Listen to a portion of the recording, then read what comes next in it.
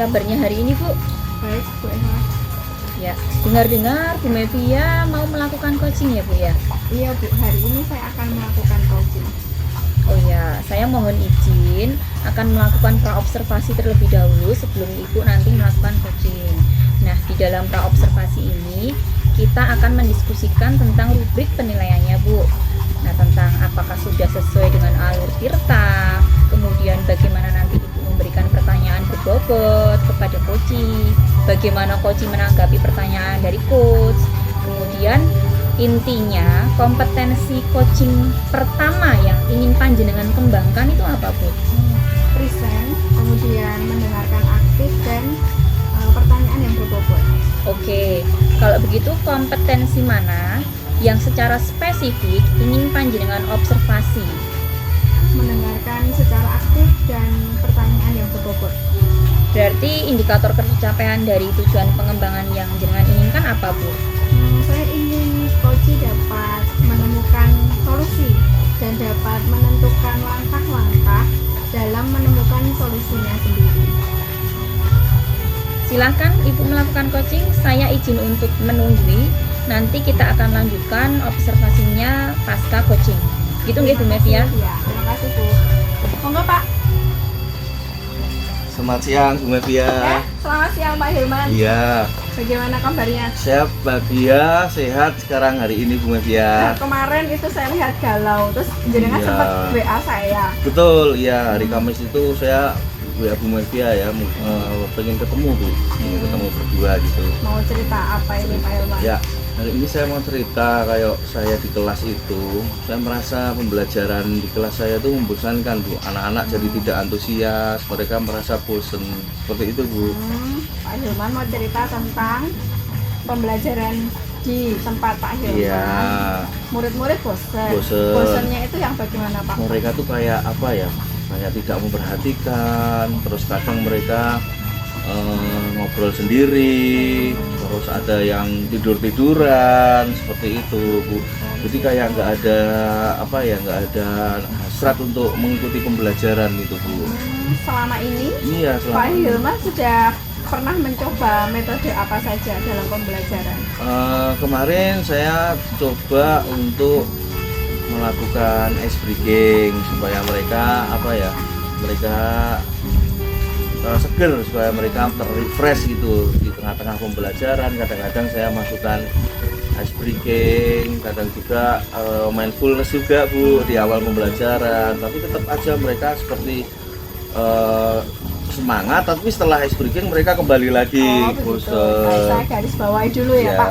Berarti tujuan percakapan kita hari ini adalah Pak Hilman ingin menceritakan pembelajaran di kelas Pak Hilman yang anak-anaknya cenderung bosan. Padahal Pak Hilman sudah mencoba dengan berbagai cara gitu ya. Ya, salah satunya ice breaking itu Bu.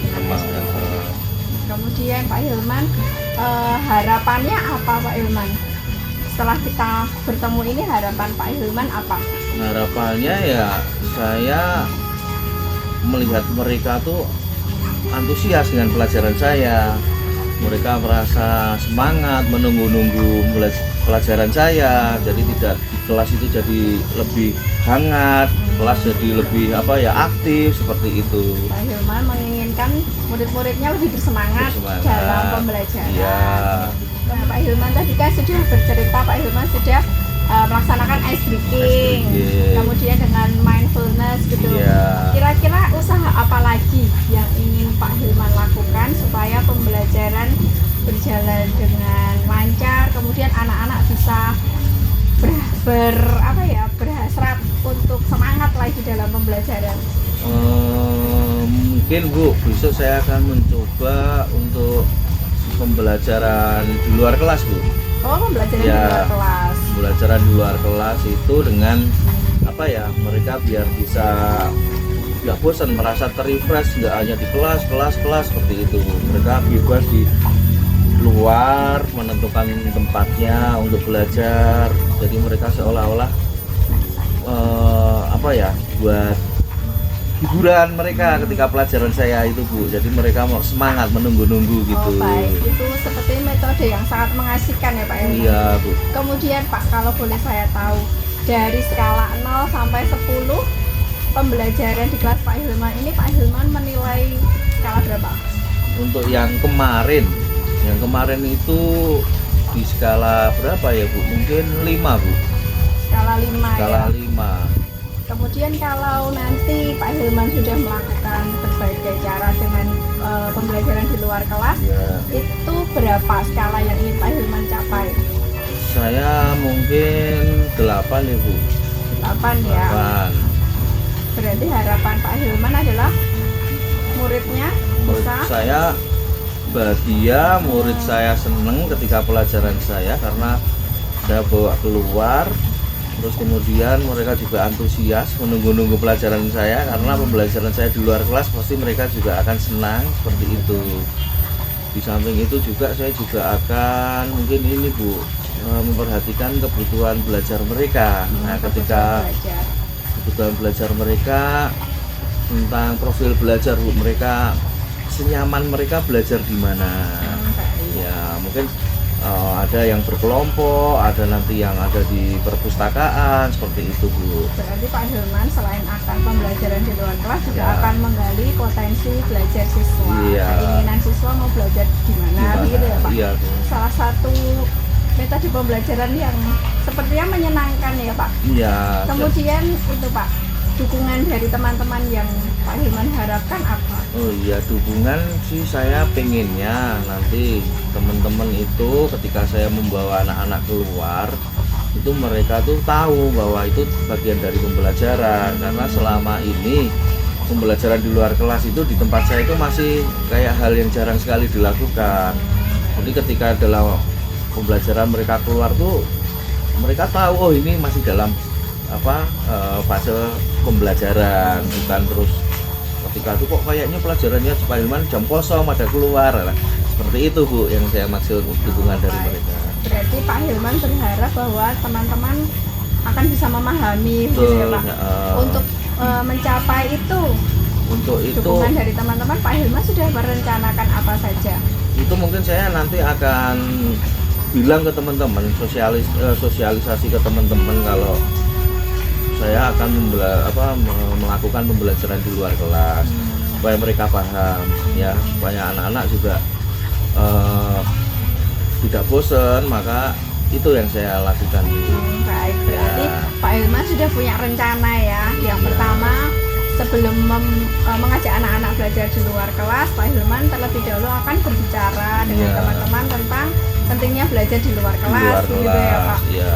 Kemudian apalagi Pak? Iya, termasuk juga dengan nanti saya akan ke kurikulum juga Bu, karena yang dalam pembelajaran itu kan kurikulum berkepentingan. Nah, di situ saya akan meminta izin untuk melakukan pembelajaran di sekitar lingkungan sekolah. Mungkin anak-anak juga akan ada di mana-mana karena mereka harus merasa nyaman pembelajarannya. Jadi langkah pertama saya akan sosialisasi ke rekan-rekan, kemudian saya juga meminta izin ke kurikulum. Oh baik, berarti supportnya yang Ya. pertama dari teman-teman, Betul. yang kedua dari wakil kurikulumnya ya Pak. Ya. Kemudian mau direncanakan kapan Pak itu Pak pembelajaran di luar kelasnya? Di luar kelas itu mungkin minggu depan Bu. Oh, minggu depan. Ya, minggu ini saya mau sosialisasi dulu ke rekan-rekan sejawat, kemudian mungkin minggu depan saya akan mulai pembelajaran di luar kelas. Untuk sosialisasinya Pak Hilman cukup di kantor atau mau mengusahakan di mana? Ya, nanti saya akan coba di kantor ketika nanti ada koordinasi. Kemudian bagi rekan-rekan yang tidak hadir mungkin bisa saya ajak bicara empat-mata. Oh begitu. Berarti ini rencananya sudah sangat terkonsep sekali ya Pak. Iya, Bu. Kemudian Pak Hilman untuk pembelajaran di luar kelasnya itu anak-anak juga sudah Pak Hilman siapkan. Iya, mungkin dari tidak semua materi Bu yang bisa di luar kelas. Mungkin materi-materi yang memang yang berkaitan dengan alam atau apa, ketika pelajaran saya adalah seni budaya, ketika melukis mungkin. Nah, ketika melukis silahkan melukis lingkungan sekolah kita, mungkin ada yang nanti mereka bebas menentukan tempatnya di mana, seperti itu. berarti Pak Hilman sudah punya rencana-rencana dan tujuan-tujuan yang ingin Iya, dicapai ya. Juga dukungan dari teman-teman gitu ya yang Pak Hilman harapkan. Iya. Saya sangat tertarik sekali ini Pak Hilman tentang pembelajaran di luar kelas, juga tentang rencana-rencana Pak Hilman ke depannya. Berarti 2 minggu lagi ya Pak 2 minggu lagi Eksekusinya. itu eksekusinya. saya akan menunggu Ya. cerita dari Pak Hilman Iya. selanjutnya. Mungkin kita bisa ketemuan lagi Bu setelah 2 minggu Boleh, ini. ya. Saya nanti kabarin, saya mau sampaikan progres-progres yang sudah saya lakukan pada Ibu seperti Baik, itu. kalau misalnya Pak Hilman membutuhkan bantuan dari saya, juga Ya. Pak Hilman bisa langsung kontak. Iya. Terima kasih Bu. Ya, semoga Saya sukses ya, jadi Pak. merasa ini Bu, merasa lega. Oh iya, Ya. sebelumnya bagaimana perasaannya? Saya itu kurang mantep Bu, kurang mantep. Jadi apa ya, kayak mau melakukan itu masih masih ragu. Nanti tanggapan teman-teman gimana? Kok pelajaran kok di luar kelas seperti itu. Setelah ini saya merasa pede, mantep untuk melakukan pembelajaran di luar kelas. Ya, baik. Iya. Berarti kepercayaan diri Pak Hilman terbangun Iya. ya. Semoga dengan rasa kepercayaan diri juga rencana-rencana yang akan dilakukan itu nanti bisa berhasil. Iya. Anak-anak juga bisa Tuh. Senang belajar gitu. bersama dengan Pak Hilman. Betul. Gitu ya Pak Hilman. Iya, Kita tunggu lagi nanti ceritanya. iya. Pak Hilman nanti bisa menghubungi saya lagi. Ya, nanti saya hubungi ya Bu Ya, ya. boleh. Terima kasih ya Bu ya. Sama-sama Ya. Pak. Bu Mevia, terima kasih tadi sudah melakukan coaching ya dengan Pak Hilman Oke. dan sudah berjalan lancar. Satu hal yang ingin saya tanyakan Bu, apa yang sudah panjenengan lakukan pada saat coaching tadi Bu? Ya, saya sudah melakukan coaching dengan alur Tirta, kemudian sudah menggali kompetensi dari coaching untuk menemukan sendiri solusi dari permasalahan yang beliau miliki. Ya, saya mohon izin untuk menyampaikan apa yang saya peroleh ketika saya tadi mengobservasi kegiatan coaching Bu Mevia dengan Pak Hilman. Nggih. Dari pantauan saya tadi yang saya amati itu sudah melakukan coaching dengan alur Tirta, kemudian Ibu juga sudah mendengarkan secara aktif dan juga sudah memberikan pertanyaan-pertanyaan yang berbobot, sehingga tadi Pak Hilman sudah terlihat beliau mampu menemukan sendiri solusi terhadap masalah yang beliau alami, tentunya dengan kekuatan-kekuatan yang beliau yakini untuk bisa melakukan hal tersebut ya Bu ya. Nah, pertanyaan terakhir Bu, sebelum saya akhiri pada sesi observasi ini, kompetensi apa lagi yang ingin panjenengan kembangkan?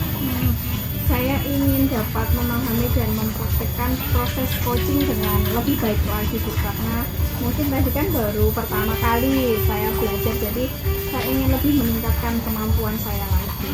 Ya Bu Mevia, benar sekali Bu. Walaupun kita itu bukan coach yang asli ya Bu ya, tapi dalam pekerjaan kita sebagai seorang pendidik ini tentunya kita juga memerlukan kemampuan coaching ini ya Bu ya, sehingga terus berlatih, terus mengasah kemampuan itu diperlukan. Iya. Ya, saya rasa cukup Bu Mevia ya hari ini. Terima kasih ya Bu. Iya, sama-sama.